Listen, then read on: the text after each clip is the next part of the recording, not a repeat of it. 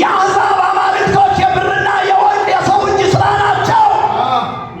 ዓይን አላቸው አያዩም፣ ጆሮ አላቸው አይሰሙም፣ አፍንጫ አላቸው አያሸቱም፣ እጅ አላቸው አይዳስሱም፣ እግር አላቸው አይጓዙም።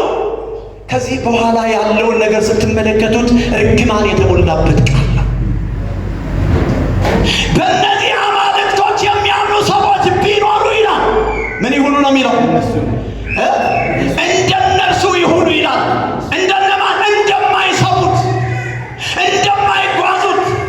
ከባድ የሆነ እርግማን ያለበት ወገኖች፣ ዛሬ በምድራችን ኢትዮጵያ የክርስቲያን ደሴት በምትባለዋ ምድር፣ የክርስቲያን ሀገር እግዚአብሔር በምትባለዋ ምድር ዓይን ያላቸው የማያዩ ብዙ ጣዖታቶች አሉ። እጅግ ከፍ አድርግልህ አንተ።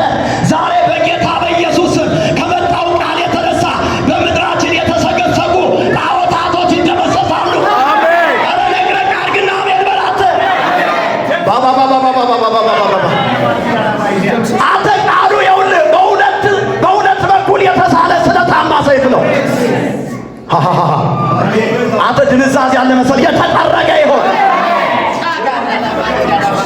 ምድራችን ኢትዮጵያ ላይ ይብን አሁን የሁላችሁ ነገ ጀምሮ የሚመለክ ጣዖት አለ። እጅ ከፍ አድርግልኝ።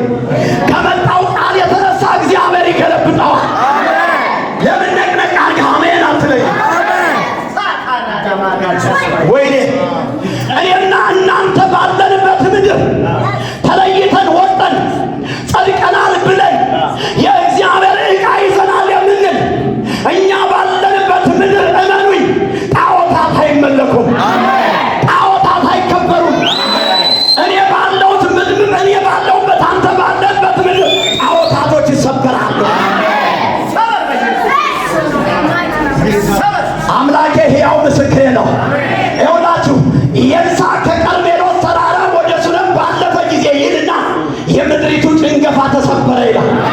ዛሬ እኔ እዚህ ከመውጣቴ የተነሳ አካባቢው ላይ እገዛለሁ ያለው ዘንዶ በኢየሱስ ስም ይገለበጥ። ያለ ሐዚሳ በቃ ሊመጣብኝ ነው። እንግዲህ ምንም ማድረጋችን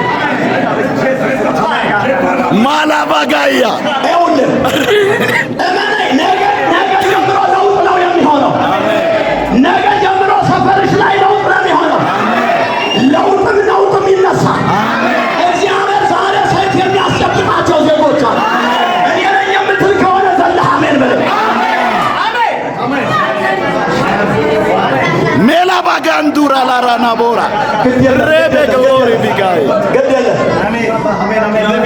ይኸውላችሁ ቁጭ በሉ። ጌታ ይባርካችሁ። በጣም ተባረኩ። ጌታ ይባርካችሁ። አብርሃም የሚባል ሰው ከመጠራቱ በፊት ባዕድ አምልኮ የሚያመልክ ሰው እኔ በቀድሞ በጌታ በነበርኩኝ ጊዜ አይደለም ባዕድ አምልኮ ማምለክ፣ እኔ ራሱን መለክ ነበር።